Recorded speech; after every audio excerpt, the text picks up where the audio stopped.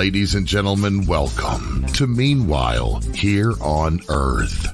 This program features in-depth conversations with the leading names in the subjects of UFOs, abductees, the paranormal, panel discussions, and the very best and brightest of the next generation of writers and researchers. Meanwhile Here on Earth, the show breaking new ground in alternative talk with your intrepid host, veteran investigative writer and researcher, Peter Robbins.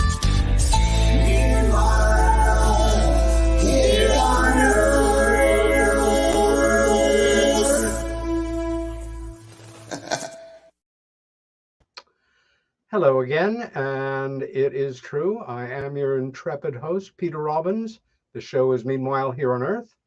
And if you were watching last week, you did not see a live show. You saw a rebroadcast of an interview conversation I had with a dear friend of about 20 years, Mr. Richard M. Dolan. It was actually one of both of our favorites of all the shows I've done this year, in part because we were able to have a lot of fun. And in fact, we grew up fairly close to each other and have spent a lot of time together the last years.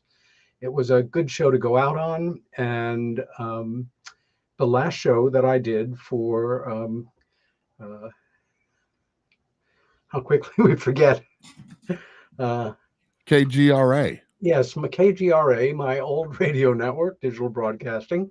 And this, of course, is my first show on KUNX Digital Broadcasting Network. Over the years that I was there, I learned a great deal.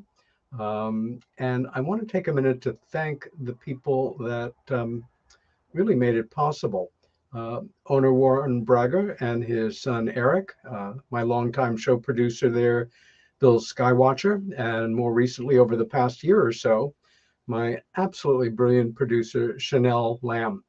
Also, and not without some irony, I want to thank my first producer at KGRA, Mr. Race Hobbs, who by a wonderful quirk of fate is now my producer again. The wheel comes full circle, Mr. Hobbs.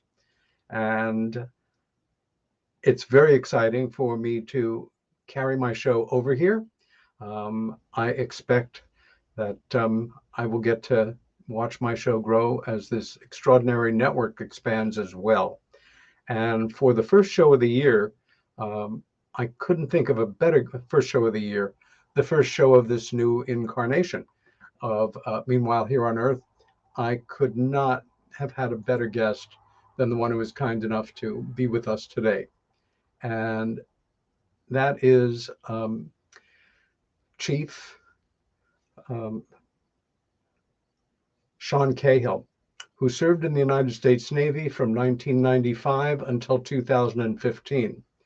Sean was entrusted with critical missions spanning anti-terrorism, anti-piracy, interrogation, and investigations. Chief Cahill retired from the United States Navy in 2015. He is a co-founder and strategic advisor of Skyfort.org, a think tank and tech incubator that's focused on the UAP issue until closing its doors recently after congressional hearings were achieved. Sean continues his work today as an advisor to two startups centered on understanding unidentified anomalous phenomena and reducing the harm around the ontological shock that often follows in-depth studies on interaction. He has shared his experience and perspectives on platforms like the History Channel, Discovery, major news outlets, and podcasts. Cahill's journey embodies both a rich service history and a humble pursuit of understanding the mysteries that intrigue us. In 2004, while serving on board the USS Nimitz, Sean was one of those naval personnel who became a witness to more than one account of what the world now refers to as the Tic Tac UFOs. And Sean Cahill, welcome to Meanwhile Here on Earth. It's a pleasure to have you here. It's really good to be here, Peter. It's so good to see you again. Yeah. After some awareness of each other for a certain amount of time, we finally got to meet and spend time together this spring. at the terrific Ozark Mountain UFO conference. And although, again, we didn't get to spend much time together, it was great beginning to get to know you there. You too, Peter. One of the things that makes this show format a bit different than other shows is it often springs from a childhood question, which has informed a lot of the programs that I've done, especially on a one-to-one basis, which is how people in public life who we look to, admire, don't admire, follow, are interested in, how they became the people that they are. And that usually means starting at the beginning, the way beginning. Sean, where were you born? I was born in Atlanta, Georgia in May of 1973, the youngest of 8 children, the World War II vet and his wife. I was born rather ill, 3 months premature and cesarean. Oh boy. My chest had not finished closing, and I believe that my skull hadn't finished either. And I suffered a great deal of issues while in the hospital. My heart stopped a number of times, and the doctors went to my parents and basically said, he's not going to make it. They'd actually brought the family priest in. So I had last rites before I'd even been baptized. Oh my gosh. But I was lucky enough that they had a program at Emory University where they were working on experimental techniques with incubators and zero pressure bubbles and things like that. So I was medevaced to Emory, where lucky enough I survived and thrived rather against the odds that the doctors gave my parents. I'll say, I don't think I've ever met anybody who received the last rites before being baptized. It's traditionally in the other order, as I recall. Yeah, it's a little weird. That's an amazing start. Was your dad in the military? Yes, my father. I mean, not just serving in the war, but a career? Actually, no. Funny enough, I always equate his enlistment to the name of his aircraft, which was duration in 6, because that's what all of the guys had signed up for, was the duration of the war plus 6 months. So the 6 months following the end of the war, my father worked for the OSI or the OSS in Berlin, mopping up the remaining Nazis that were holding out. Did he talk to you about that at all growing up? You know, of all of my brothers and sisters, everybody had told me before that he'd never talked about the war and stuff, but I lived alone with Dad for about 5 years, and I was very interested in the military. And he did here and there, and then eventually ended up giving me his photographs from the war and stuff. He had it's a scary story actually for a lot of people, and it was for me when I was a child. But he had for a long time. We had a dagger that was memorabilia. Some of the few pieces of memorabilia left. There had been an incident when I guess my mom had put his footlocker out for the trash, and I think he had taken the boys to the dump to look for it, and it was never rescued. But one of the few pieces of memorabilia that survived was a very imposing Nazi dagger. It was an SS dagger, actually.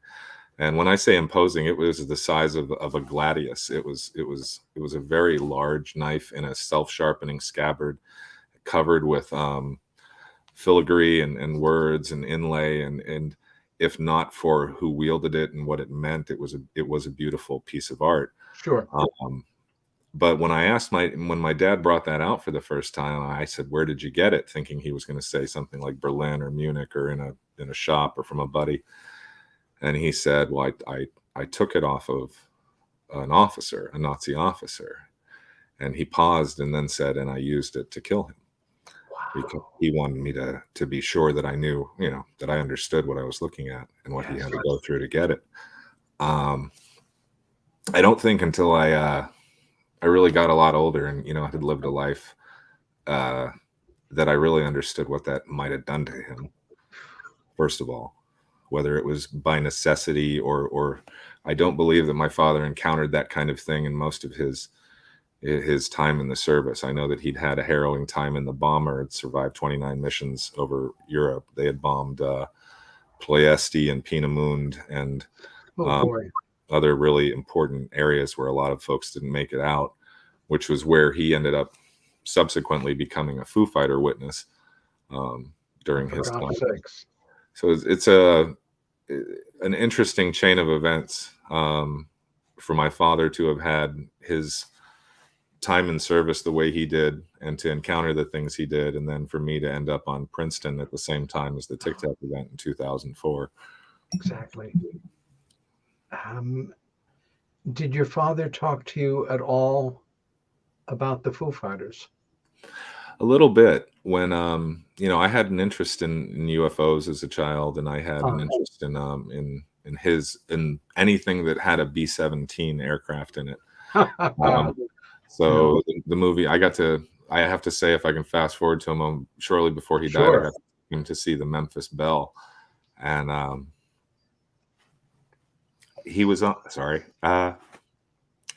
the ground when they landed. He had arrived in England shortly before that, so that was kind of his introduction, and I was really glad that he got to see that again.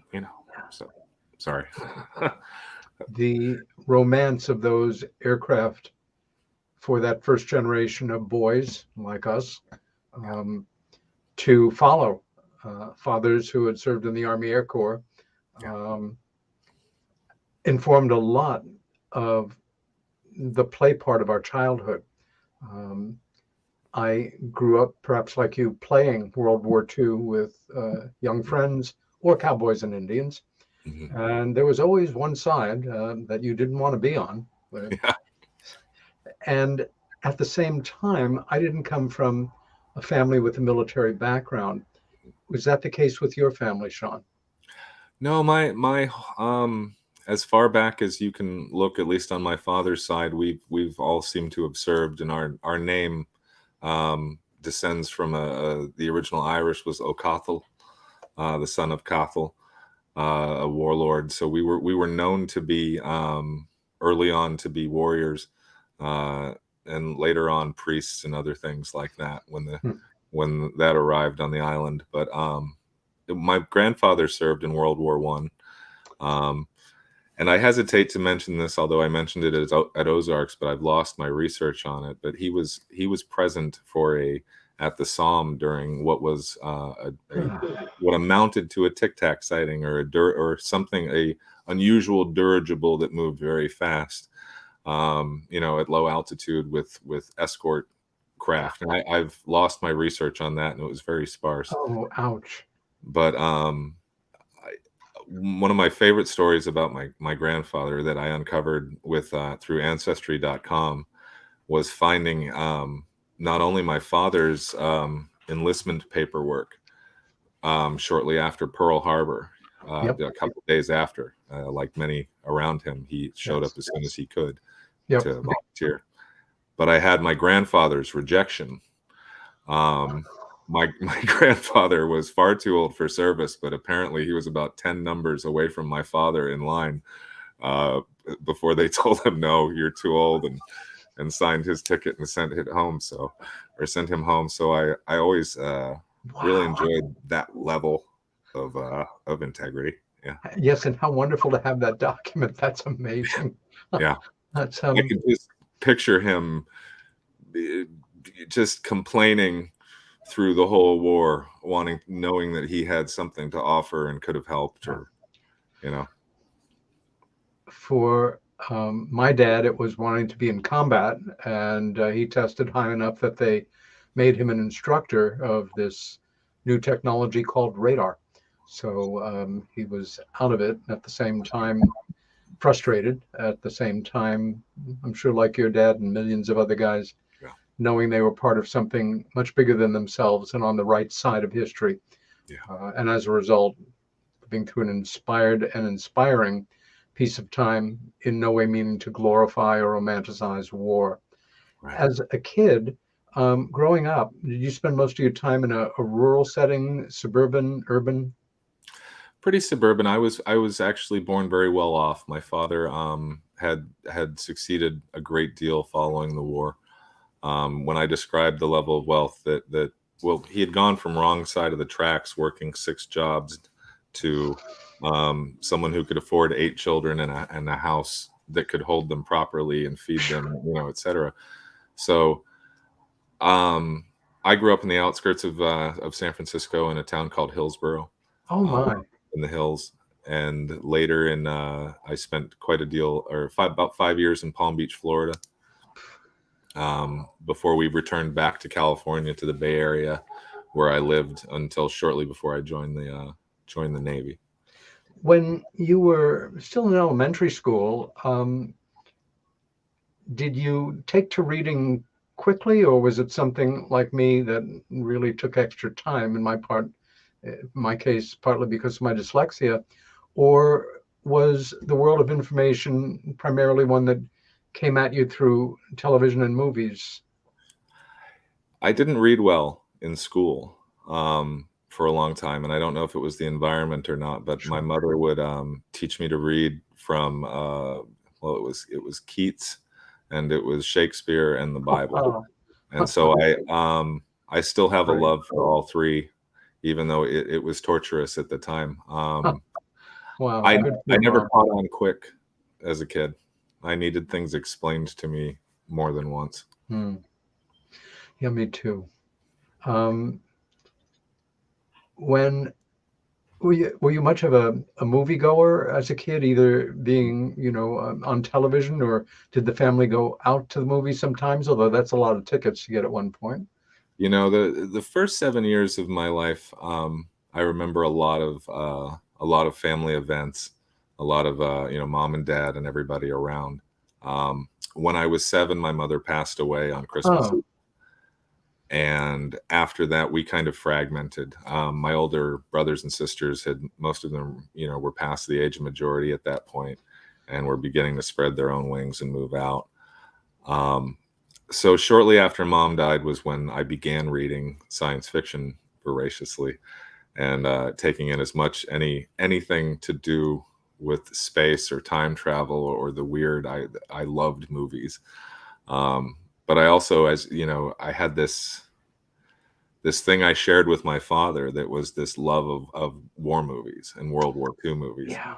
The Dirty Dozen and Kelly's Heroes and Tora, things like that. All to a soundtrack that I grew up with that was Benny Goodwin and Frank Sinatra. And so I grew up a little differently than my friends. So I lived a lot in entertainment. May I ask you, I don't think there's anything to compare to losing a loving mother at a young age. Silly question in a way, how did that impact on your life and the direction it took? How did you deal with it at the time, Sean? I accepted it. I was angry. My father made an unfortunately poor choice, but he was only human. When I asked him following the funeral, why did God, or why did Mom die? My father's faith as a Catholic told him to say that God needed Mom more than we did. And I couldn't imagine, and I still can't, how a 7-year-old might need a mother less than God needed her back. But as a 50-year-old man now, I understand how hard it is to give those answers. And I also understand, frankly, how much I've lost. It took a long time to try to learn about and gain back that piece of femininity. Yes. That I didn't have access to, that I didn't have an example of. So yeah, it's heavy, but that piece was definitely missing. I think I was in Great Expectations at the end, and I, like so many people, was introduced to Charles Dickens' books, like so many other great authors, by seeing movies. And it's one of the great sources of inspiration for me as a reader from the time I was a kid. But one of the lead characters saying to the other one at the end of the narrative that the best steel goes through the hottest fire. Nobody needs or wants to grow from this kind of challenge there are other ways to grow and mature, but given your options, which were bloody few, we persevere and do the best we can, and in a way know that that's what that person that's gone would have wanted for us. Yeah. When and where and how did your original interest in the subject of UFOs begin? Was it with your dad or something else? There was a vague interest in anything that I would call interesting, and something anomalous or beyond the earth. It would always interest me, but it wasn't until I checked out a book from the library at my elementary school that I think most of us that were alive and interested in the 70s and 80s will remember, that had a picture of the Loch Ness Monster, a picture of of kind of a German helmet type UFO with a pointy thing on the top. And I think there was a picture of the Patterson-Gimlin Sasquatch, and I don't recall the other one, but it was a pretty famous book. And I just remember being fascinated, absolutely riveted by the fact that these investigations had resulted in I mean, granted, I'm using adult language, but that there were people that had seen these things and reported them, and that everybody kind of went, nah. And in some cases, there were photos. Now, we know that some of those on there are now alleged to have been disproven. And of course, you and I have dealt with that for years, trying to, separate the wheat from the chaff. Yeah. But I was on the tail of an investigation, and I would come and go from it over the years.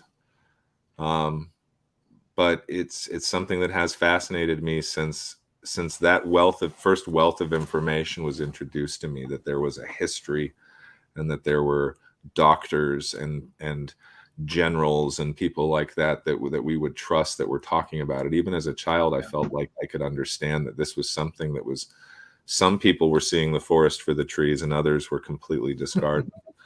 So by the time you got to high school, Sean, had you decided, as you've mystically used to say, what you wanted to be when you grew up, or still kind of looking at options? Or I think when I was quite young, I'd wanted to be an astronaut or a writer or something very lofty without any training behind it. But I have to be honest and say that when the movie Top Gun came out, I knew that I wanted to be a pilot.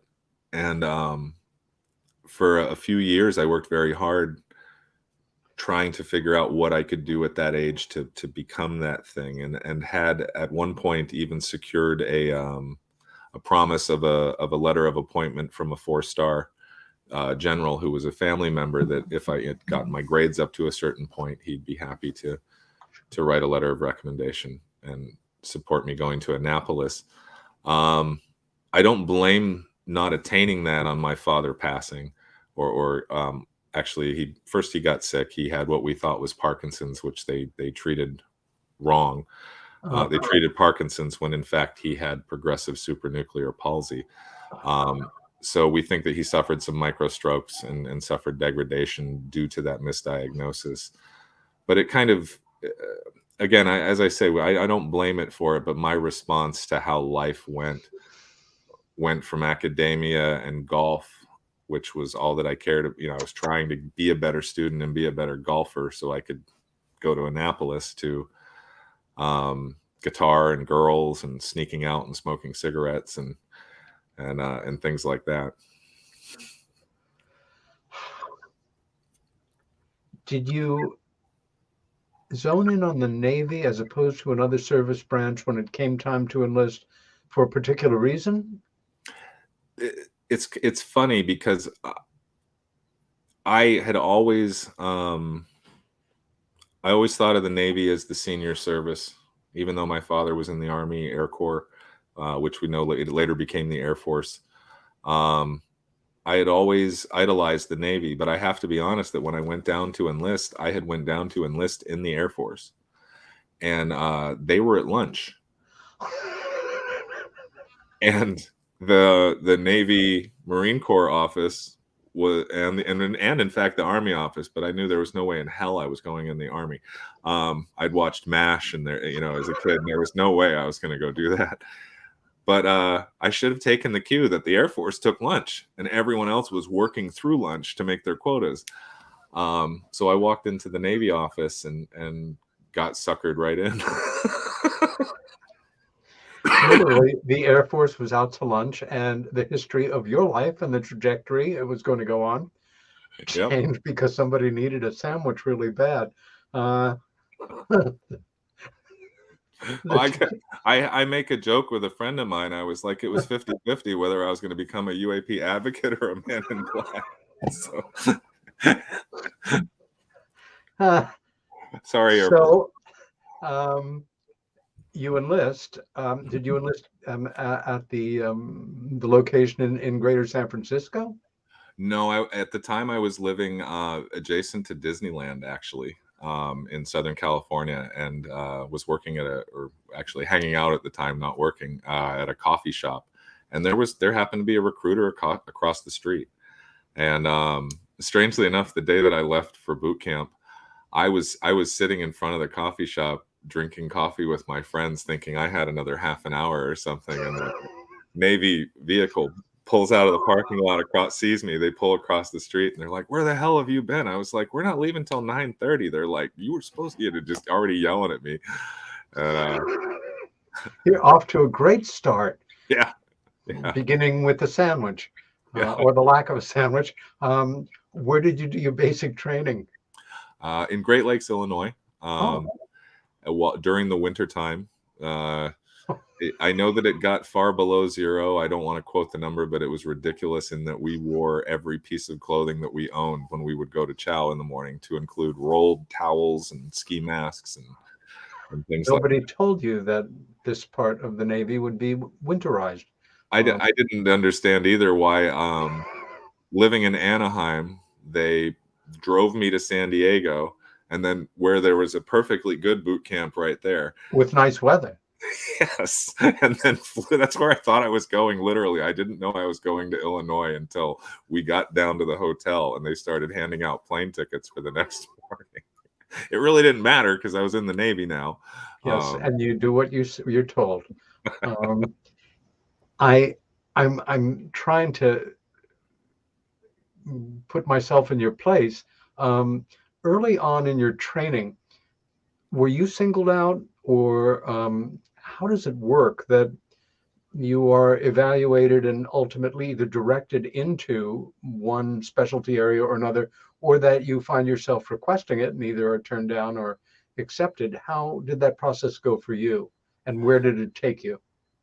So when I first went to the recruiter, one of the first things they do, if you have never taken what's called the ASVAB test, is they'll administer the test, and that kind of gives them a breakdown of where your skill set and cognitive set is.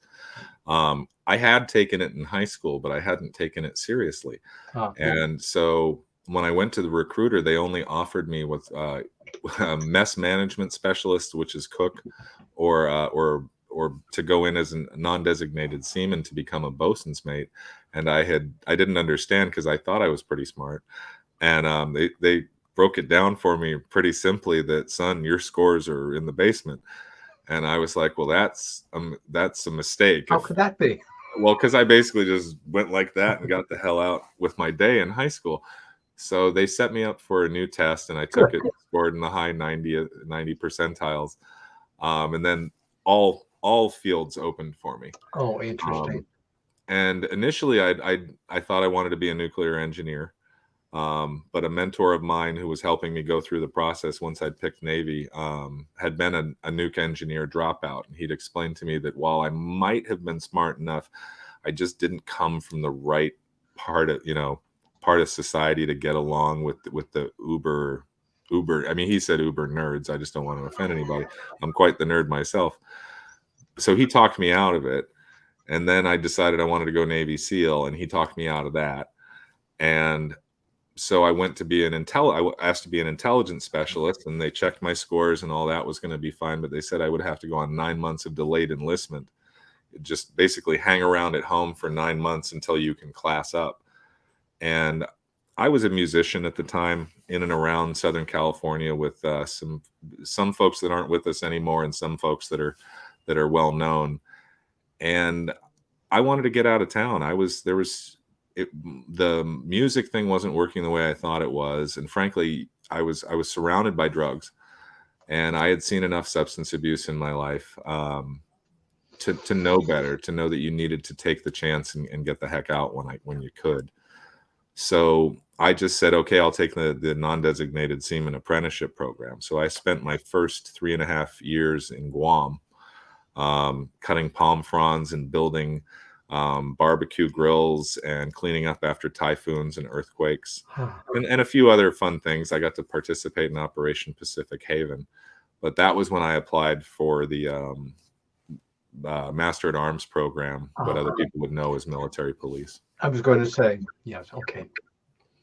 And what, I mean, for a lot of people, it's simply understood, but what were some of the responsibilities that would fall under your domain once you were qualified to be a Master at Arms?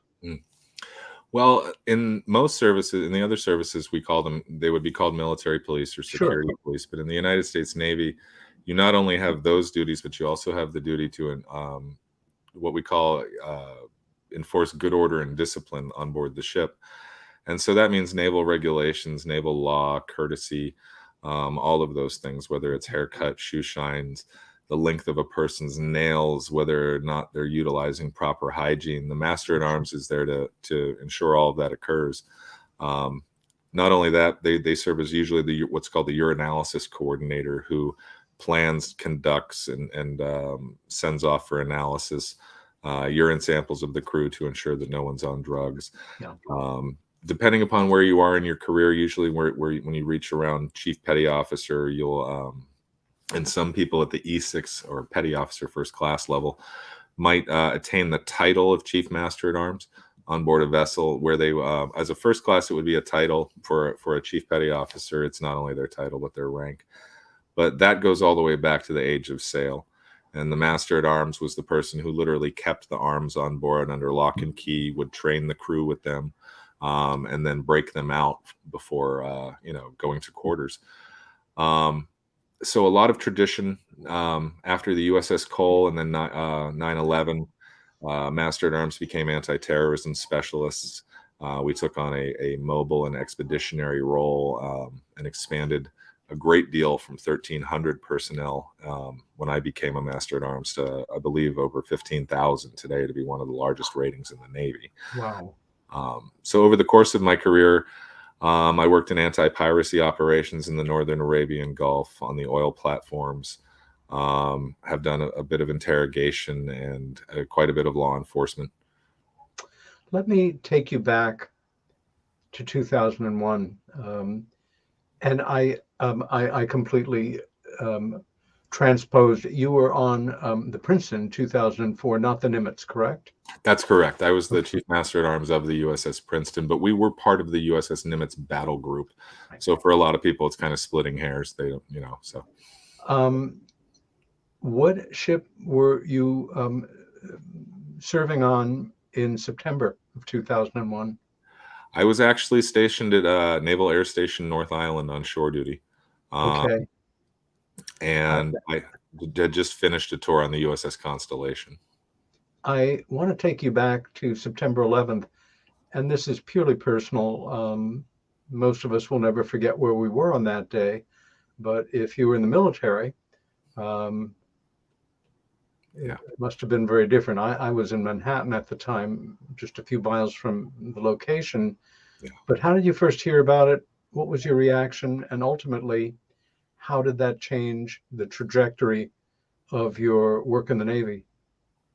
Well, I was safe here in San Diego. I too had family who worked in and around the area who luckily got out safe prior to any of the incredibly disastrous things that followed. But I had just gotten off of work.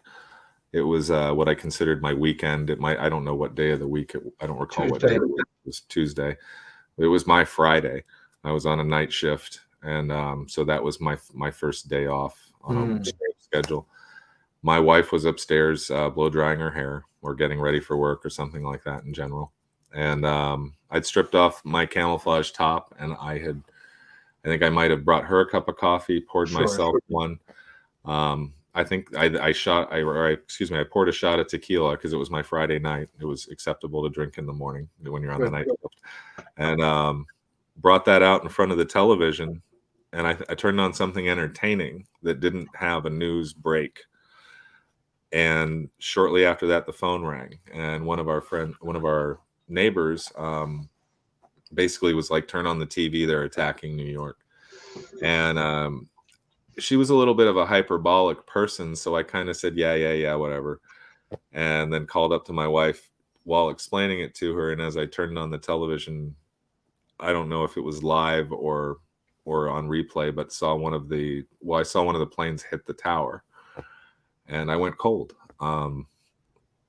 I had just received, I was working in anti-terrorism on a base already, and had spent a couple of years working in it on board the USS Constellation, training with some folks that went on to just become amazing in our field. So I had great training. And the first thing that I thought was, well, if they've done that, then I imagine that the camera is going to cut to the Golden Gate Bridge and to the Coronado Bridge or to the Sears Tower. And I saw this, I thought we were truly under attack in a fashion like that would have been, I figured if this was anyone who knew Pearl Harbor had happened would never punch us again. They would strike us. So I didn't understand what I was seeing. Yes, well said. I alerted my wife. I had 2 bulletproof vests at home. I put one in her trunk, and I put an extra one, the other one in mine. And then I went out and I scraped off the DOD stickers on our car. I obviously went a little paranoid, but I didn't know. Better to overreact. I didn't know what I was going to face on the way to work. Right. And I didn't want to identify myself as a service member from 100 feet away if I could help it. I parked off base and I walked in. Luckily, we're security, so everybody recognized me and let me through. And I went straight to the armory and signed in and took over, and I manned the armory for about 12 hours. And during that 12 hours, held our chief of police for the entire Southern California regional area at gunpoint, because I didn't know what the hell he looked like. And he came banging on the cage, let me in. And I drew down on him and put him on the ground until he produced identification. I later on, after he got over it, ended up getting a commendation from him for doing that.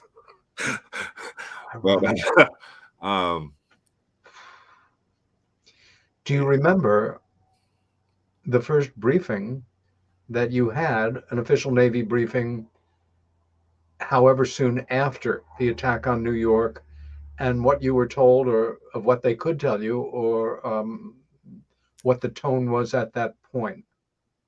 I'm sure I'm melding a few days together here. Sure, sure. I watched a lot of my chain of command get fired immediately. Wow. It's hard to explain, but when I arrived at North Island with security, the master at arms were not in charge of security. Department of Defense civilian police officers and what we would call 95-45s.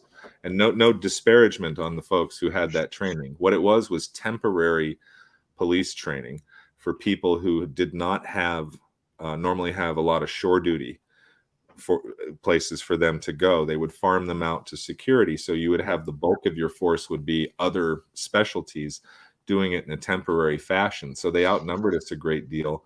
And our chain of command was not fond of the people who did it as a career. Within a few days of 9/11, my master chief, my senior chief, and my lieutenant were replaced.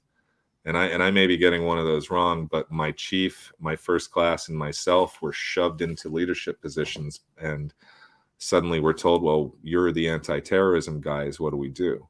And that was a local level at the time I was an E5. So that made sense. That looked huge to me from my vantage point there. And in the days that followed, we made it up as we went along. We were not ready to do 100% ID checks, pat downs, and bag checks for about approximately the 100,000 people that would come and go from that base each day. And so we backed the traffic up all the way across the Coronado Bridge. We had people that were so stressed out because of everything we were all going through, but basically losing their business while waiting in line to get to work, and starting fights with each other. And it took a couple of days to really calm that down. A lot of good folks that were doing no wrong got put face down in the mud at gunpoint, in and around the bases, because they were business as usual and things had changed. At what point were you made aware, as well as any of us can be officially, who the enemy was, or who you were told the enemy was? Well, here in San Diego, we were, it became really personal really quick for a lot of us. We found out very quickly from NCIS that as they were identifying the probable persons behind the hijacking from the videos at the gates and at the airports and things like that, we were told that they were local. Some of them were local here to San Diego, learning to fly. And it was shortly after, I want to say in October, when NCIS came to our precinct and interviewed many of us, because some of us, including myself, had personal contact with one of the hijackers. Oh my gosh. They were here in San Diego. One of the jobs they had was as a cab driver. And I responded to a call. I think it was the Nimitz, but it could have been a different carrier. I responded to a call at the carrier to escort a cab to the carrier to try to retrieve a fare that a sailor had bailed out on. Sure. So this was something that would happen once in a while. So I escorted him there and checked his identification, checked his, and he had also been checked at the gate, checked his placard. I was like, okay, the guy's a cabbie, and granted, this was pre 9/11, so we weren't on any kind of high alert. This was just another cabbie. Escorted him up to the Nimitz, inquired about the sailor. Nimitz says sailor does not exist on our roster.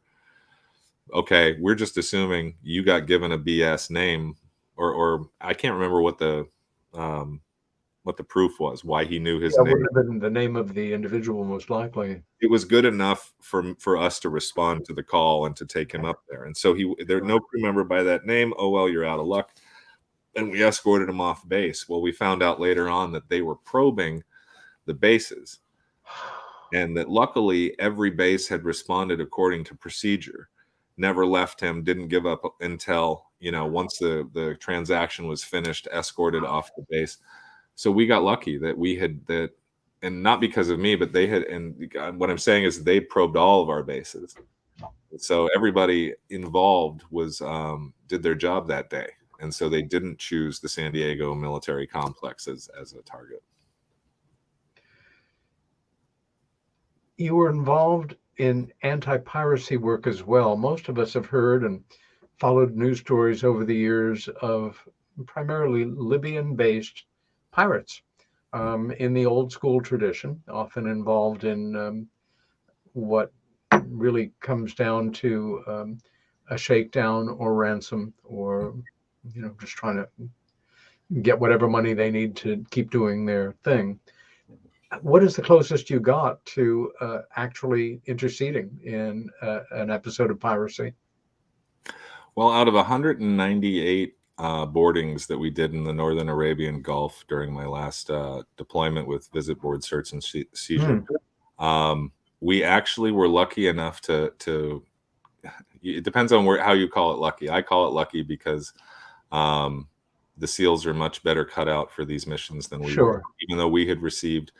So in 2004, the USS Princeton and the John Paul Jones sent two crews over to our training facility and basically received the first blue water regular Navy non-compliant visit board search seizure training. Two 24-man teams, one that I led and one that was led by another chief, were sent there and basically given a special warfare mission to regular guys because the SEALs couldn't cover that mission anymore. So we were lucky that the 2 times that we encountered major opposition, the SEALs actually saved the day. We actually deployed on both of those, but ended up peeling off when the SEALs entered the area of responsibility. So I got very lucky. But there were quite a few times that we did run off other pirates and run people out of the area. In the Northern Arabian Gulf during the war, there was a great deal of piracy within the Gulf itself, not only just around the Horn of Africa, but within the Gulf itself, surrounding things like fuel and supplies and other things like that were being stolen from Iraq and then sold on the Gulf to Iran or other fishermen groups or things like that. In the time that you were stationed in that part of the world, you had shore leaves occasionally. Is there a place, a city, an area outside of a town, a country that particularly stays with you in terms of your feelings about or contact with the people, or locations that were ancient or in some other way compelling, memorable, and in an ideal world that you'd like to return to at some time? I've been lucky enough to visit a number of places: Australia, Japan, Indonesia, all over the Persian Gulf and Africa. And I have found that people all over the world are welcoming. They are kind, good-hearted people in most cases. We, as Master at Arms, we were looked at as we needed to be just a little bit better than everybody else when it came to how squared away or professional we were, or how we acted out in public. But I have to say that everywhere I went, the people were kind. So when it came to something special, it was actually something that that shook me, that stuck with me the most, and that was when I flew into Djibouti from Ethiopia and saw the remains of so we had taken over an old Russian base there. And it was a multinational base, but the level of destruction of the local environment, the tire graveyards, the Russian military equipment junkyards, flying in was like flying over a post-apocalyptic war zone and seeing people moving throughout these piles looking for things of value. And when we got into the airport, it was kind of a regional affair outside of the military base. Mm-hmm. And then the ride through town was just incredible squalor. And I'd never seen anything quite like that. Usually on the edges of military bases, it's suburban. There's a lot of vendors. There's a lot of life, and there's a lot of economy. I'd never been to Africa before, and I saw something that I don't know if I didn't think it existed anymore. But it really bothered me. Understandably. Important reminder that we should never, or in only the rarer situations, confuse in any way the people, the citizens of a country, with the individuals who happen to be governing it or in power over it at any given time. And unfortunately, we're conditioned to do that in many cases from the time we're young. I think that's one of the greatest gifts of traveling. Whatever the context, you meet people that were foreign to you with a capital F, unrelatable, from completely different parts of the universe on a certain level. Yeah. And that one initial contact where you establish some kind of cordiality that can hint at being a friendship, mm-hmm. Everything changes. And maybe that's one of the best parts of the coming of age experience that countless young men and women now experience in the military. Did you ever feel at any time in any of your work, Sean, again, not to over dramatize, but that your life was in danger, and very real on the circumstances you were in, and you needed to change those circumstances. Looking at the time, I didn't always appreciate it, and perhaps that was masking to an extent to make it through. I've never faced combat, but living inside of an airport that floats, and moving back and forth in small boats with and the need for bulletproof vests and the need for weapons and things like that create an environment of stress. And I didn't appreciate words like inflammation or stress or anxiety when I was young. I was raised by a hard-assed group of men who had survived World War II, and my older brothers were lucky enough to miss out on Vietnam, but not all their friends, and so that the generation above me a lot of them were vets, and so I came from I think the last of the unenlightened folks who just muscled their way through all of this.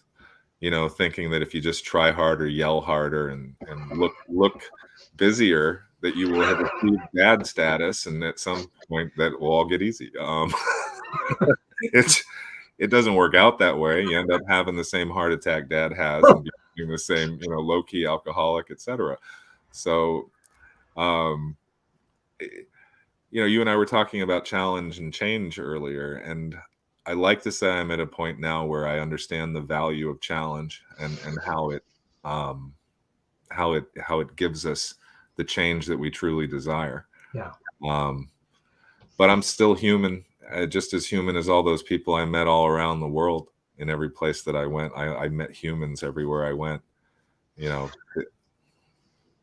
Sean, you mentioned when you did start reading when you were young, you gravitated strongly toward science fiction. When you're in the military, it's work, or hurry up and get ready to not do anything quite yet. There is time for reading occasionally. Did you read for pleasure at all during the time you were in the Navy? And if so, was it science fiction? Incessantly. Most of it was science fiction when I could get my hands on it. The first 4 years that I lived in Guam were kind of hard because we only had one bookstore on the whole island. It was before the mall and before the Target went in, and now it's kind of like going to mini Hawaii. They have everything you could dream of, but at the time there was, until the last 6 months of my tour there, Amazon didn't exist either, and the last 6 months it was purely a bookstore. And I remember it taking 2 weeks for a book of poetry that I had ordered to arrive. And I was amazed, flabbergasted that something had come from the States in 2 weeks. Different world now. But, I've always enjoyed nonfiction and history. If I want to learn about a subject, I will. I grew up with the whatever the most expensive set of Encyclopedia Britannica was at the time, with the beautiful plastic vellum, for the anatomy and everything. Yeah. I would give anything to have that set back, or all that back, because the amount of information in it just doesn't seem to exist on the internet anymore. But I've never stopped reading. Now it's harder for me now that I'm older. I listen to a lot of audiobooks now. Good. Okay. Ask GPT or things like that to summarize for me. But I never stop taking in information. It drives my wife crazy. She's laughing on the other side of the camera. Honey, you have too many books. Please, I've gotten rid of more books over the years than I have in the house by far. We've donated to the library over and over again. Outstanding. We're coming into our last minute or so before we go to our break. Up to this point in your life, the early 2000s, 2001, 2, 3, let's say, had you had any kind of UFO sighting or any kind of UFO related event in your own life? I had, and unlike now, I don't think I identified with it so much.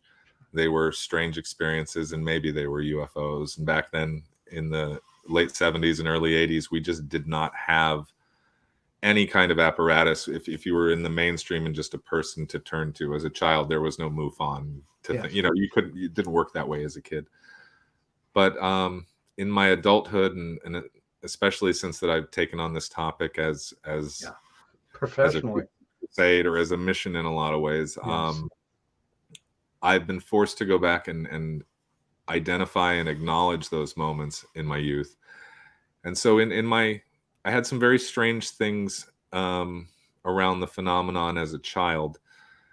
But it wasn't until one that really shook me was a sighting in high school, or just after high school. And believe it or not, that's exactly where we're going to pick up in 4 minutes. Peter Robbins here with my special guest, Sean Cahill. Meanwhile, Here on Earth is the show, and we will be back in 4. Don't go away.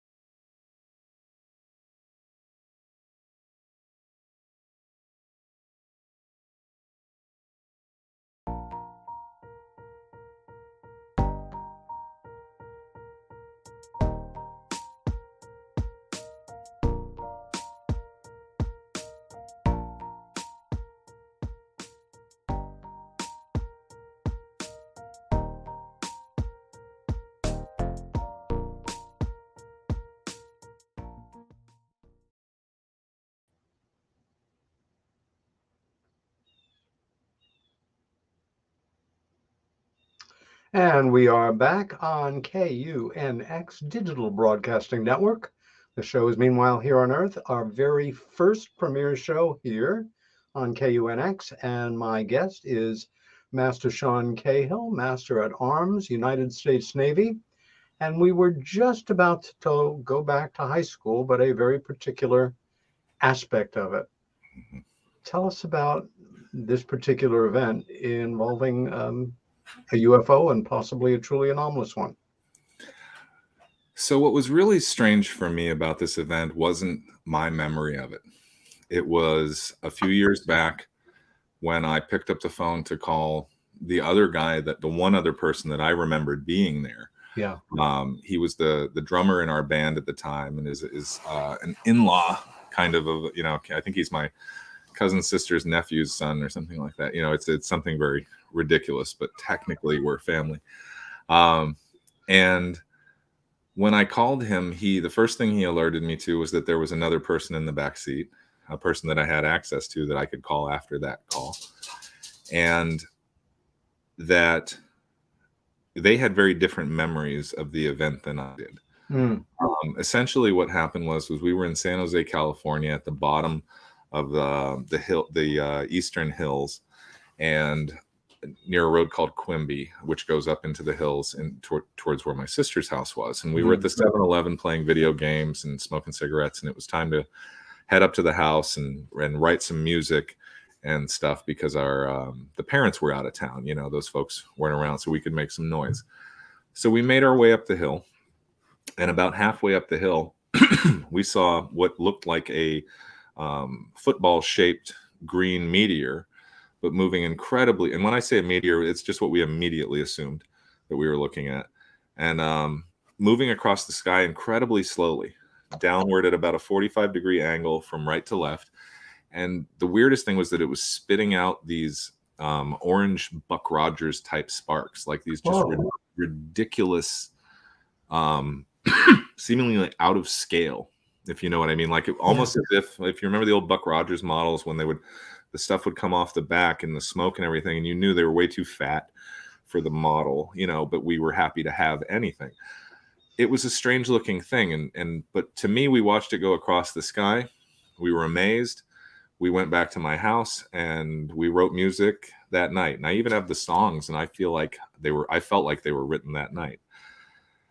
He said that no. And in fact, I was adamant that we go over the hill and into the valley, and then eventually went up to Mount Hamilton where the Lick Observatory is.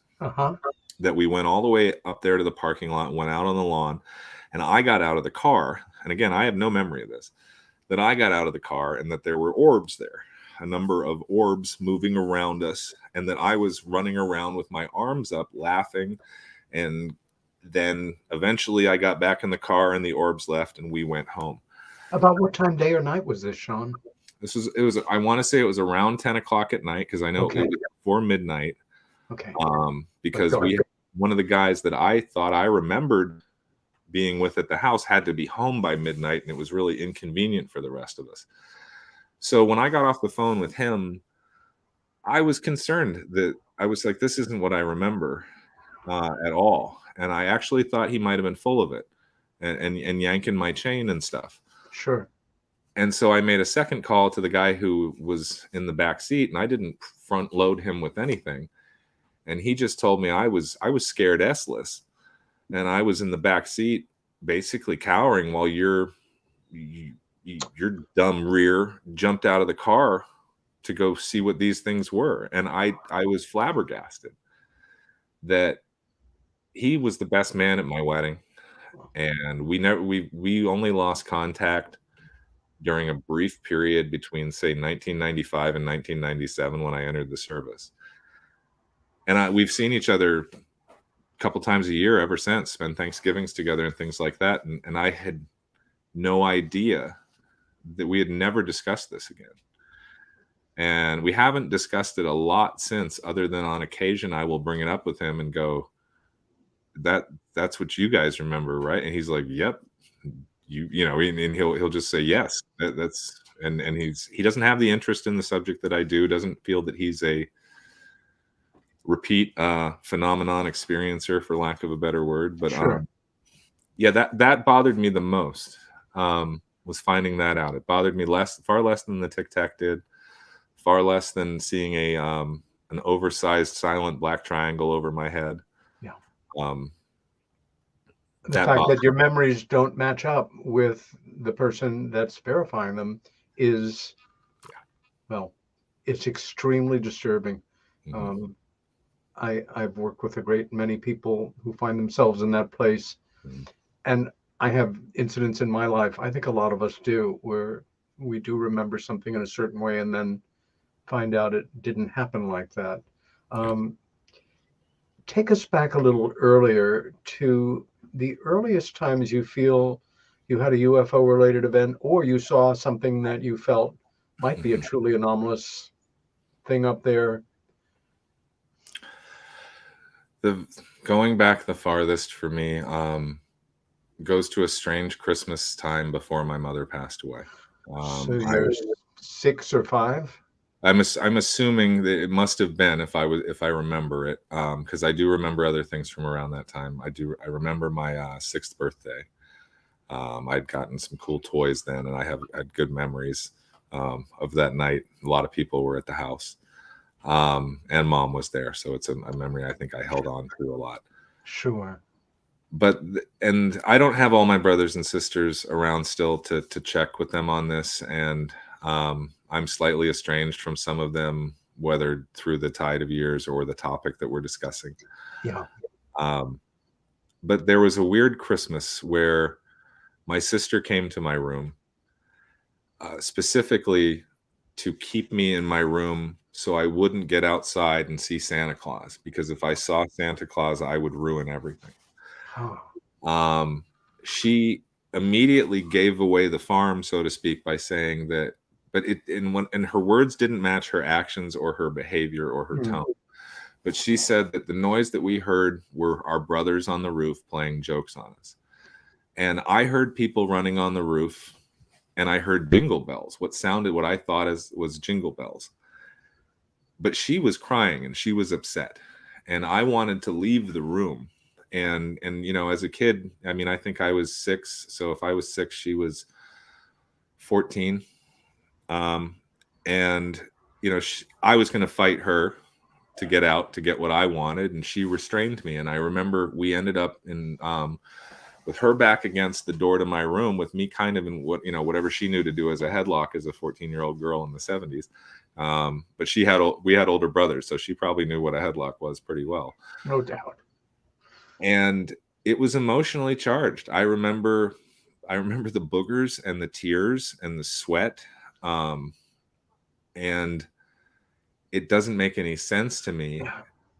And there was that night, that Christmas was when I got this huge swing set in our courtyard. We had a courtyard. We had a very large home. But this swing set was made of hardwood. It must have had 1,000 bolts to it. I found so the level of hardware that was there, as a man who's put together swing sets, there's no way in heck that my dad and my brothers put that thing together overnight. Now, don't get me wrong, they could have, but they couldn't. They also couldn't have done it without me seeing it in the courtyard. So it couldn't have happened over the course of days. The entire thing is a mixture of memories. But I had been asked by some friends to sit down, and I'm a meditator. I have no problem going into a very contemplative state, and then once I feel that I've achieved that centered calmness, to purposefully bring a memory up and examine it a little bit closer than we might have if we were just sitting in our chair having a cup of coffee and reminiscing. Yes. And I was shocked at how much fear I was filled with. Just trying to go through that again. And I would be happy to sit down with a psych. It's not a priority of mine, but if there were a psychologist or something like, I can explain that, I'd be happy to hear the explanation. I'm sure that trauma-related events, the comorbidity between abuse and UAP, unfortunately, it's whatever this thing is. I know some people say it's a purely benevolent thing and no one should worry about it. But I and others have been scared witless when encountering it. Now, whether that's uncanny valley or something else, I don't know. Basic human instinct. Sure. So I was shocked because I have other memories that are strange or weird, but they don't come with the same visceral feeling when I try to call them up. Two quick questions coming off of this. In more recent times, is your sister still with us, and have you tried to engage her to discuss this again years after the fact? She's not, and I've only brought it up recently I brought it up at Ozarks for the first time, and I bring it up to expose the fact that I don't know what happened, and I don't indicate. I have I can lean in one direction as to what was running on the roof and what I wasn't supposed to see, and I can lean completely in the other direction that I'm just mistaken about a swing set, etc. And who knows who yelled at my sister to go keep the kid quiet, but I say it because, as I said, that visceral feeling is something that scans across the board for other experiences. In no way do I mean to promote or put down this discipline, but have you ever given any thought whether or not, for your own peace of mind or curiosity, would be interested in exploring this with a responsible, incredible hypnotherapist? I would. I've went back and forth in my own mind over the years of the validity of that experience, or of that discipline. But I have to say that at this point, I've run out of avenues of investigation to gain further information about my own personal experience. Unless there's some secret file on me somewhere, which I don't believe there is. And if there was, I don't believe I'm going to get it slid across the table to me anytime soon. I would be very interested in that avenue. And in fact, a mutual friend of ours, Forrest, has offered to help me with that. But I'd love to discuss it with you later if you had. Yes, absolutely. An event at some point followed on this memory where you were once again engaged in seeing or thinking about or feeling involved in some way with this phenomena. Can you describe that or give us an idea of what that was, Sean? If you're describing, I had an event occur here at my home that I ended up writing a song about, that some people seem to get wrapped around the axle, that a person who had an experience can also be an artist and have a sense of humor. But that's crucial. I wrote the song to cope with the event because it's not a 20-year-old memory for me. It's very recent, and it occurred during the period of what I consider my modern open eye investigation of this topic. And that was following a unfortunate and alcohol fueled discussion that led to an argument with my wife. By my memory, we had chosen to divorce. By my memory, we were sitting on the kitchen floor in a very rational moment, a very sad one, but at the same time, just calm and abiding. And I felt the only way to describe it, as it has happened each time in my life, was a compulsion to stand up. I was compelled to stand up and walk upstairs.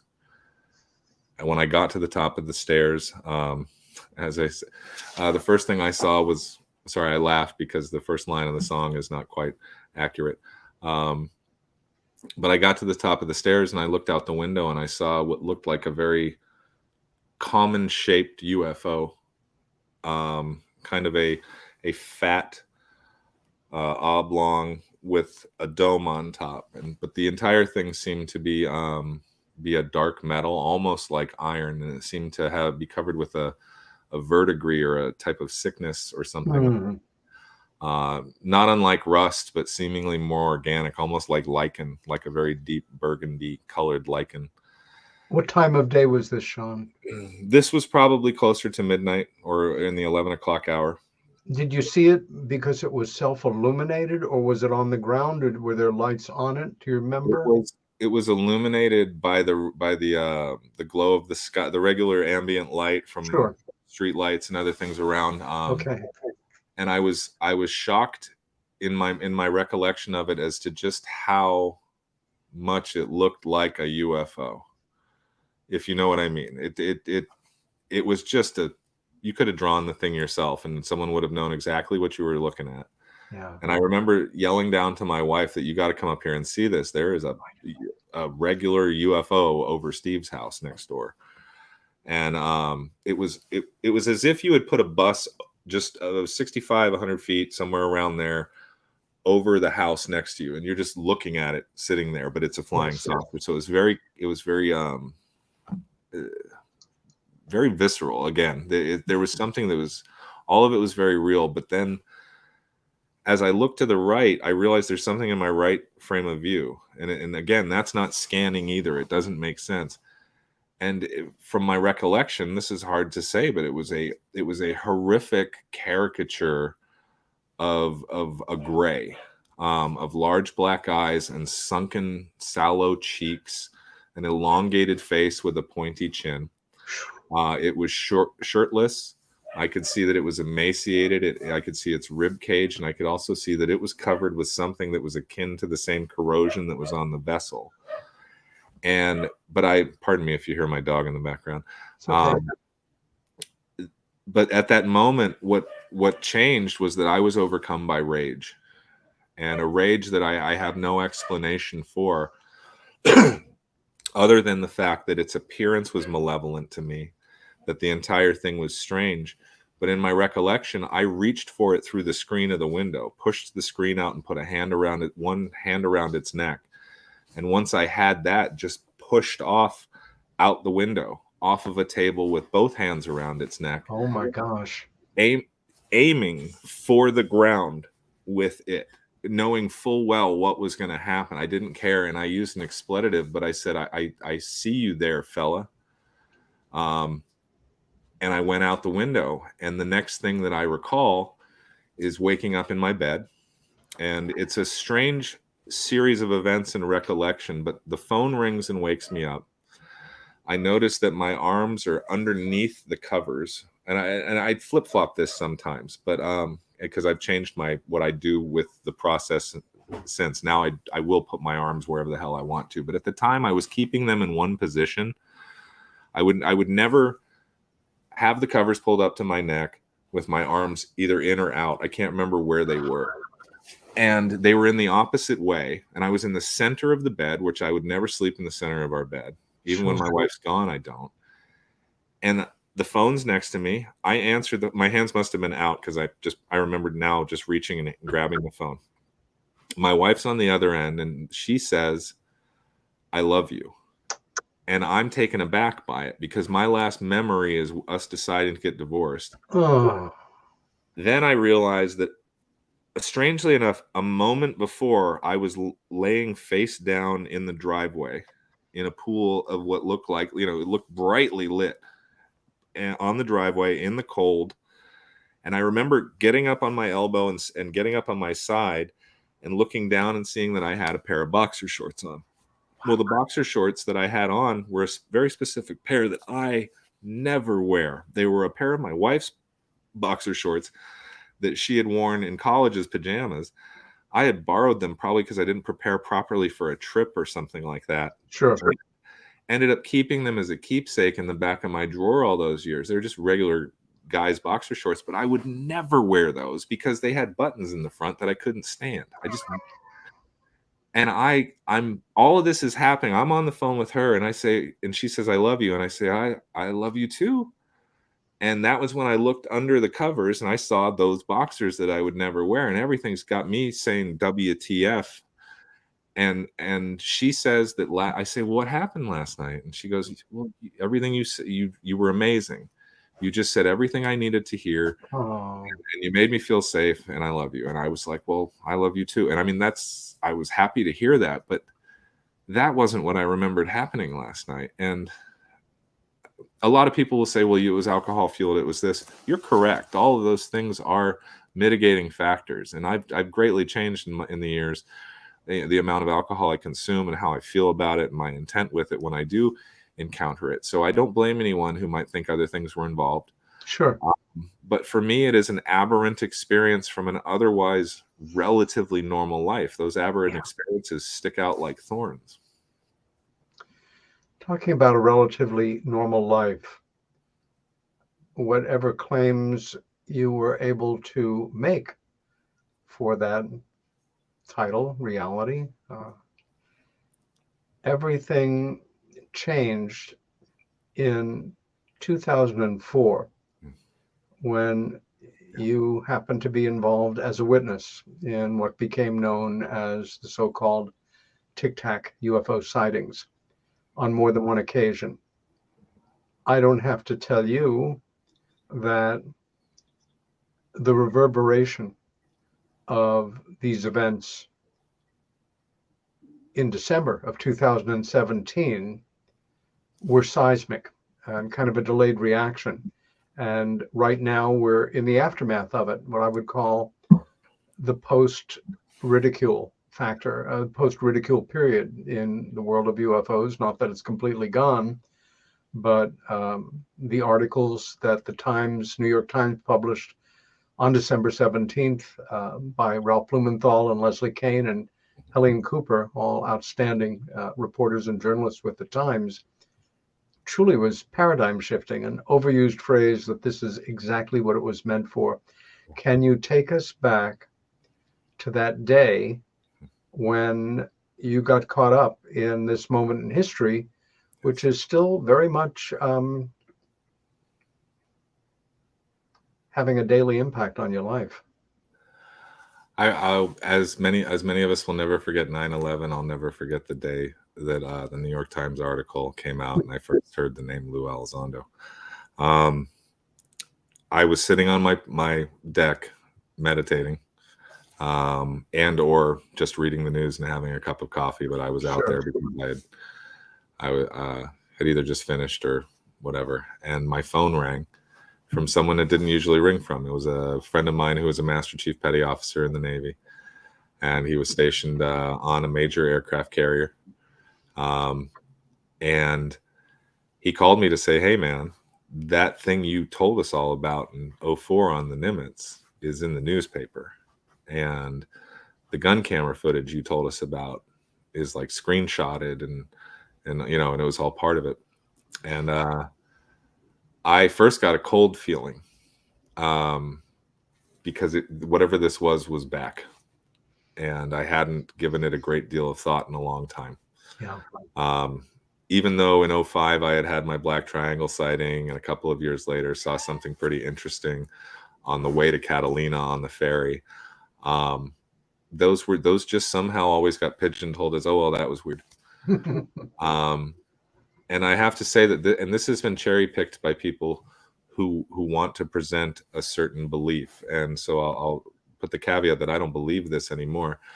But in 2004, after the way that our chain of command responded, I was pretty sure that this was a DARPA program, because I took their stigma and their response to whomever took the radar tapes, that this was at a captain and admiral level. Maybe this was business as usual. Maybe they were aware of programs I wasn't aware of as a chief, and I was a new chief only for a few months. And then afterward, the fact that it never got reported, never leaked, nobody else was courageous enough to call Art Bell or something like that, and I certainly wasn't going to. I never thought I was going to deal with it again. So the first thing I did was come inside scared and showed it to my wife. And I said, what do I do? And she's like, what do you mean? I go, well, I was there. And I said, not only was I there, I mean, I worked with Kevin all week, Kevin Day, getting the ship pointed where it needed to be. And we were talking back and forth, and, so-and-so with the radar. And then I saw something out there. I said, what do I do? And she's like, we sat on it for about 5 days until I finally came to my wife and I said, I don't want to be a UFO guy. I don't want to be a UFO witness. I don't want a public person in this. I didn't really want the call back, but I wrote Lou Elizondo I found a address for him at TTSA. And I wrote to him and I said, my name's Sean Cahill. I was stationed on board the Princeton in 2004 as the Chief Master at Arms, and I was present on board the bridge for the events around the week of November 14th when we encountered the Tic Tac. If you need help vetting personnel, verifying crew, or if you need to verify any details, please feel free to reach out. And that was it. And I was like, well, I've done my due diligence now. I feel like I've done my part. And 9 months later, I got a call back from Lou. And within a matter of a couple of phone calls, we realized that we could certainly communicate with each other in a good fashion. And then he invited me to film an interview for a small thing that he was putting together at the time. They came to my house, they interviewed me, and then they found more folks that were involved with the event. And that turned into 2 seasons of Unidentified on the History Channel. And so I was lucky enough to go with Lou down to Mexico later on. But I digress into I guess that's not digressing if you go into the future. But it changed everything for me. It put me on a path that I never intended to go on, and took me off the path that I'd kind of promised my family I'd be on. And I think that's a thing that a lot of people don't understand, is that a lot of us that you may not have seen 5 years ago aren't here to be rich or anything like that. We took a hard right turn in our life to help with something that we thought had value, just like everybody else. But I can't turn my back on it based on my ability to recall this specific event, that we can't let go of it the way we did with Roswell and 100 other, verifiable incidents. Taking a stand, basically, and drawing the line in the sea. It's not the dirt. Can you take us back to that day where it all began in 2004, when you were living your life on board, doing whatever you were doing, and either looked and saw something, or attention was called to something? Or how did this begin on that morning or that afternoon? I had accepted an offer by my department head, the navigator, to stand watch on the bridge.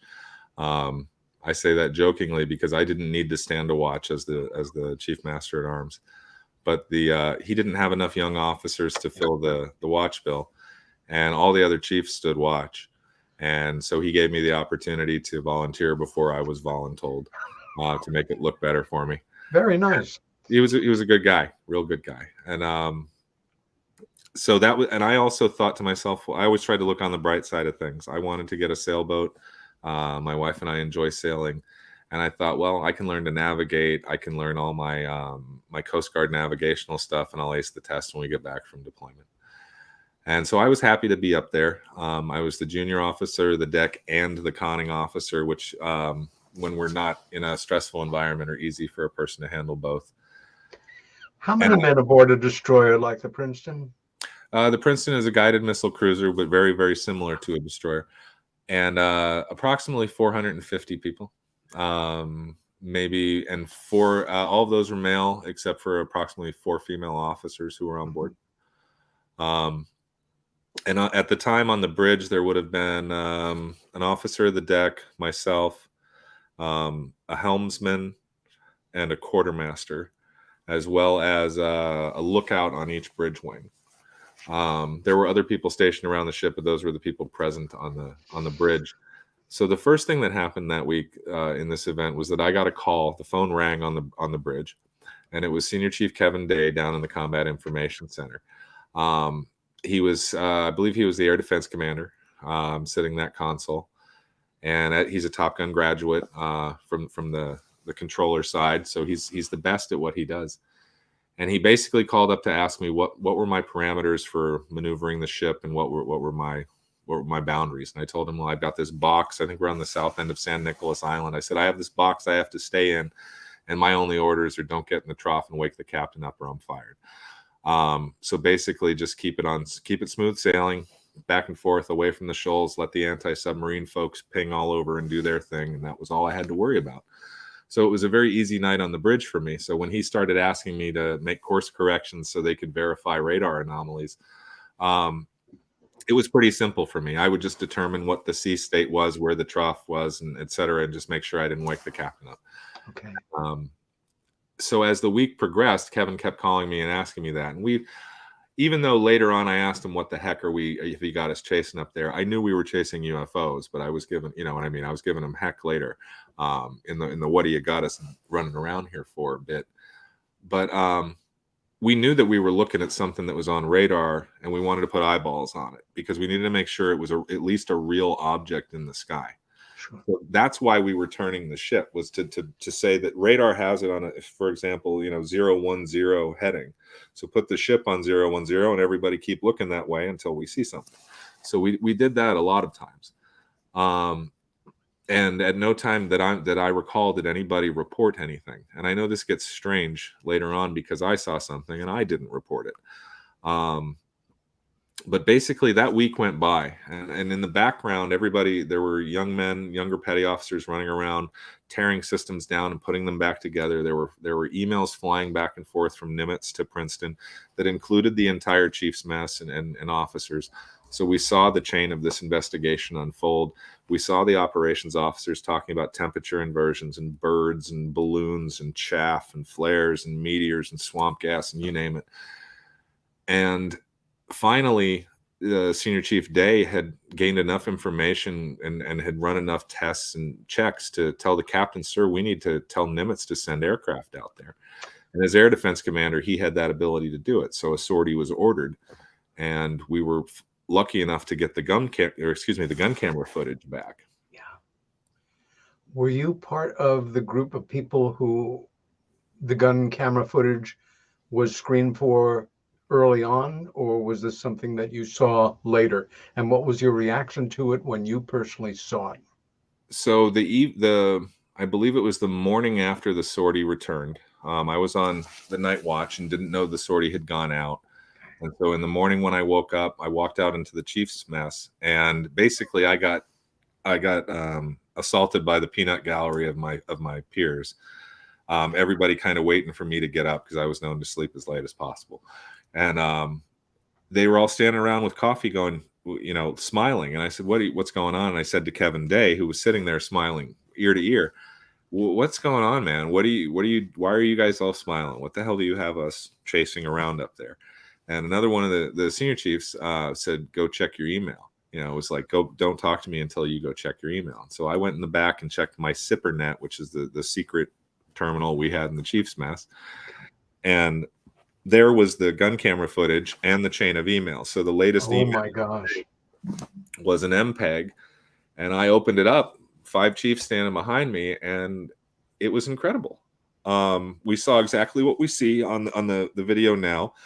Other people say that they've seen a higher definition video, and I have a hypothesis about that given the data transfer and all of these other things, that it looked, I think if you got a CRT monitor and ran it on an old 1080 Dell, it's going to look better than it does on our big high quality screens. Now, I'm not an audiovisual expert. Perhaps someone will tell me how I'm absolutely wrong, but I do remember seeing what looked like little feet on the bottom, and it did seem more clear.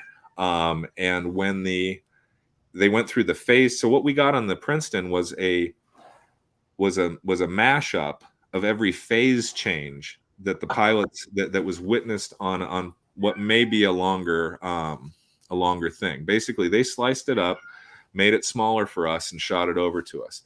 So we could see it change different phases of radar. And in one, it looked like it had a cloud of electrified plasma around it. And then it went to infrared, and then it was visible light. And in those, you could see what I have always described as perhaps pitot tubes. If you're familiar with older aircraft, it's basically, for folks who aren't, it's a little arm that sticks out with a hole in it, and it's essentially an alternator that the air goes in and keeps electronics running, just like the alternator on your car will. Okay. And I also considered perhaps they were loop antenna, as you might be familiar with aircraft as well.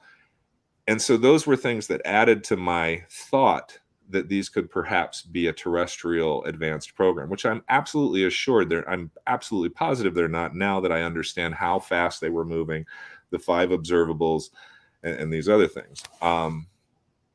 But you may be wondering that I lead up to the night before the gun camera footage came out. Yes. I had seen, Kevin called me on the bridge and was very vehement that we needed to put eyeballs on it, and I need a chief to do it too. And I said, Roger that, and went out on the bridge wings and talked to my guys and said, I need you to look, and I need you to report back, etc. And then I went out and started scanning on the port side from the port beam up to the port bow. And at approximately 2,000 feet at 45 degrees, I saw 5 to 7 lights moving in a counterclockwise fashion towards the center of this formation that they were in. They're just this clump of themselves, but they would scoot around and then disappear one by one. And I watched this happen, and I lowered my binoculars, and I turned to the sailor next to me, and I asked him in a pretty salty manner, did you see that? And he said, yes, I saw that.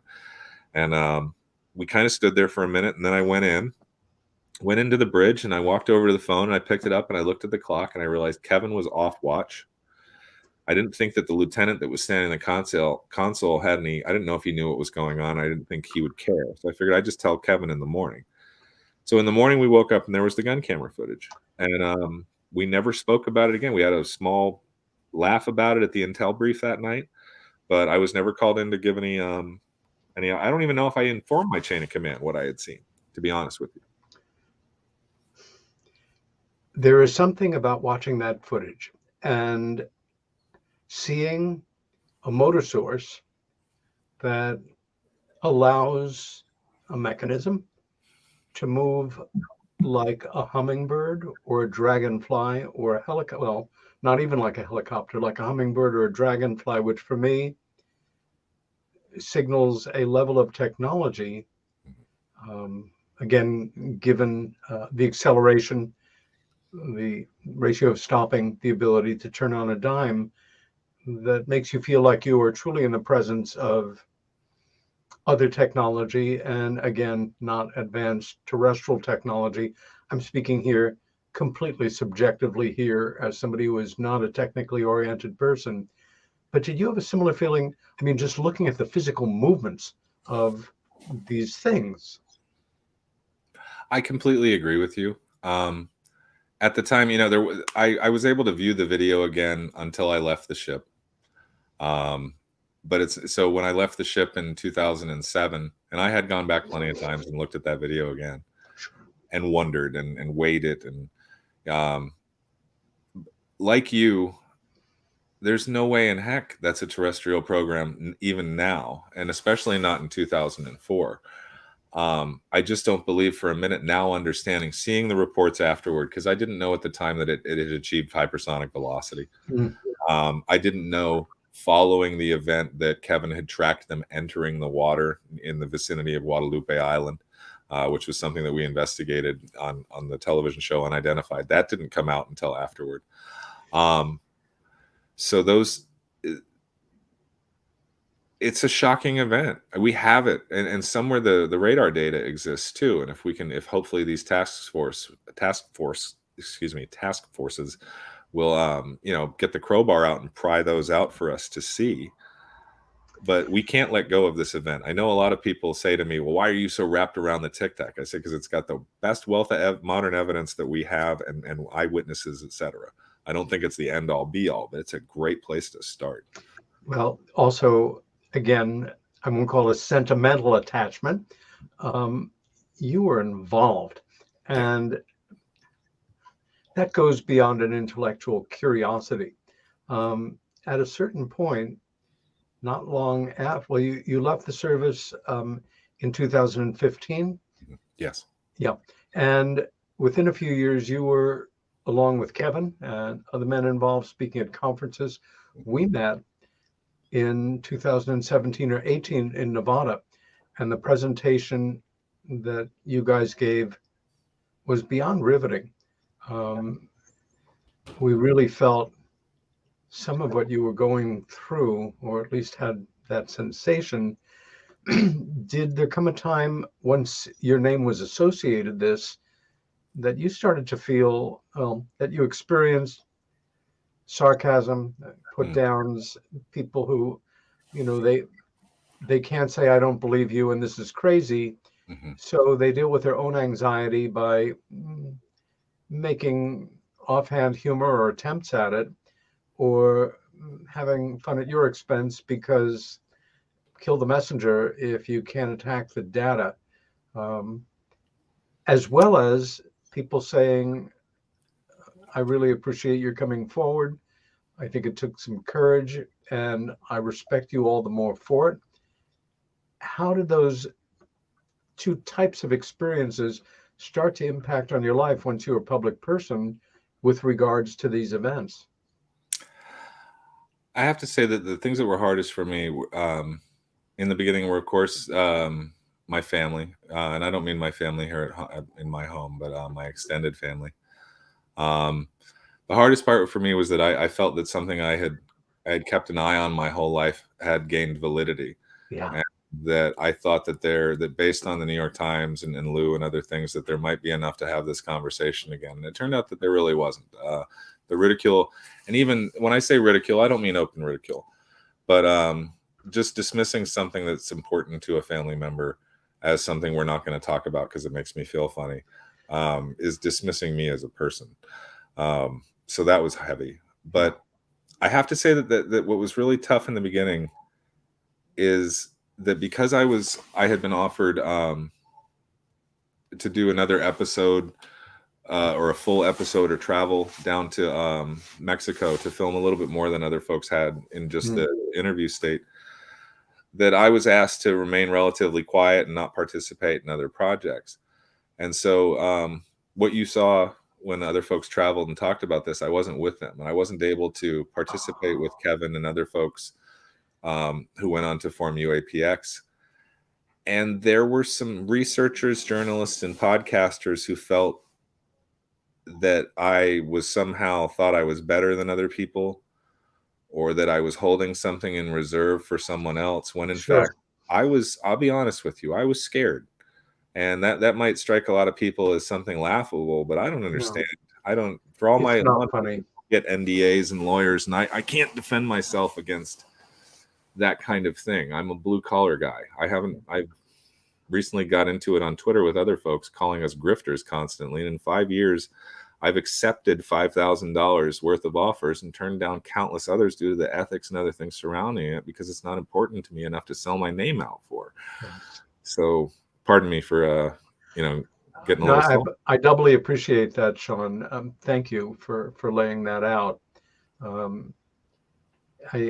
I have parallel experiences coming at it from a different angle, and that kind of little BC AD that happened in December 2017, which when I read those articles, as somebody that grew up with the New York Times, and at one point went archival over the top and spent time in the New York Times newspaper morgue and read every single article they had ever published on the subject of UFOs, flying saucers, unidentified aerial aircraft since 1947 to the present.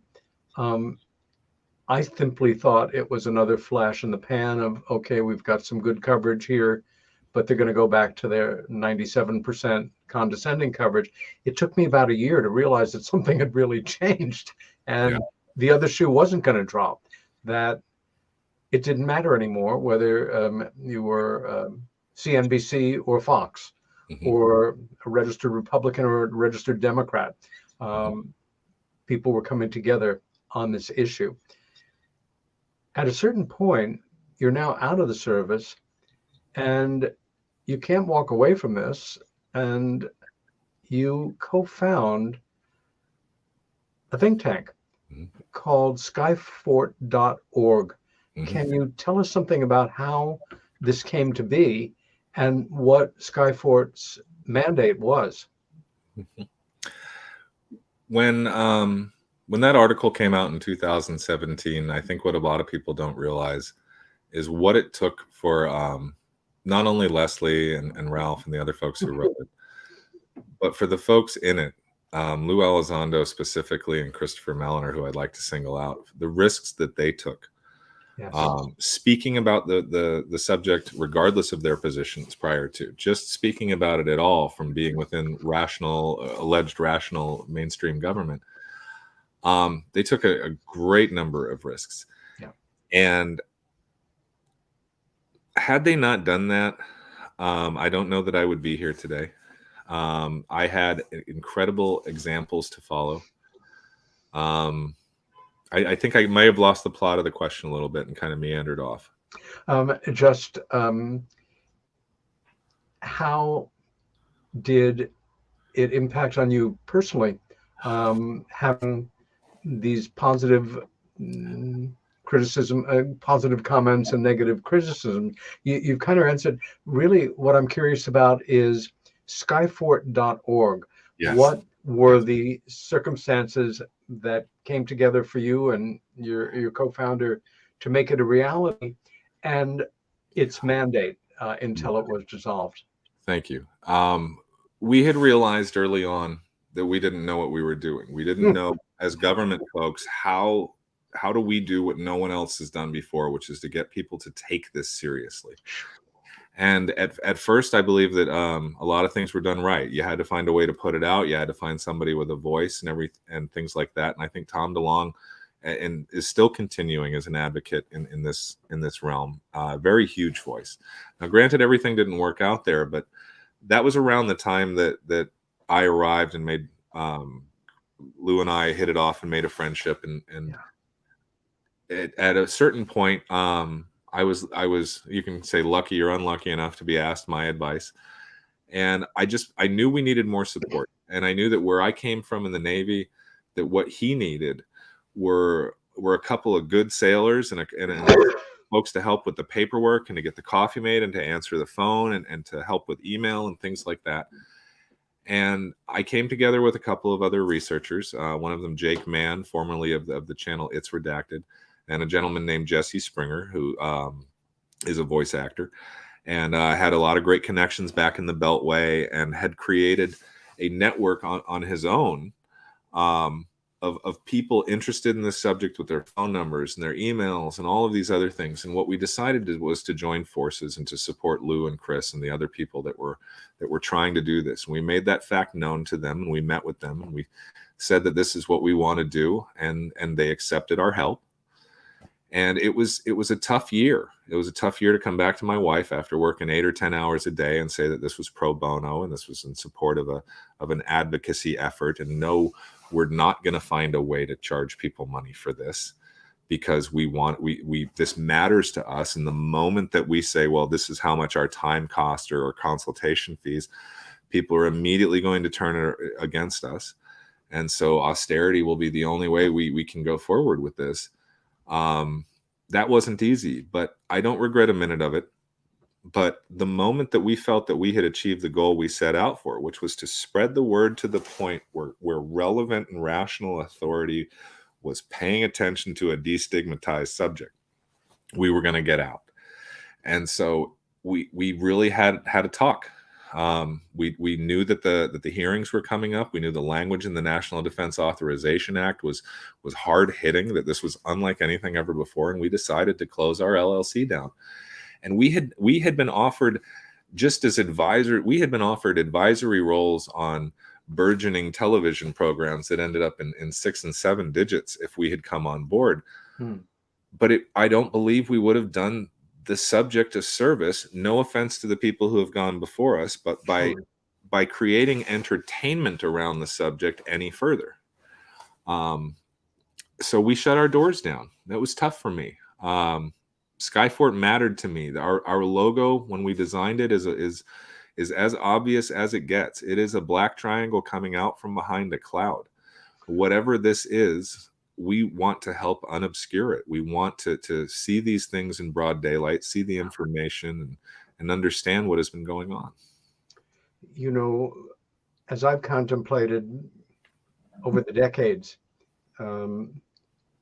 that question of how could one engineer, for lack of a better term, disclosure in a manner that is extremely aware that, unlike you and I, and a lot of the folks that are watching and listening to us tonight, and many friends of theirs, the majority of people in public, in the world, and certainly in this country, are not quite ready for this.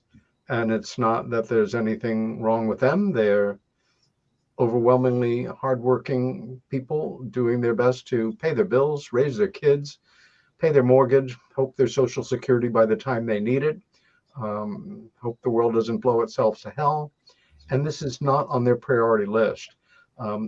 Most of us remember, you and I certainly had our own ways of going through that door at one point or another in our life, where you're saying, good God, what are they and what do they represent in so many words?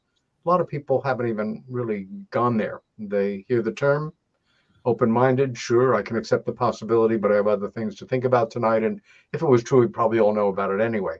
You use a wonderful phrase that really stayed with me in describing some Skyfort's mission, which was ontological shock. Can you tell us what you meant using that term in that context?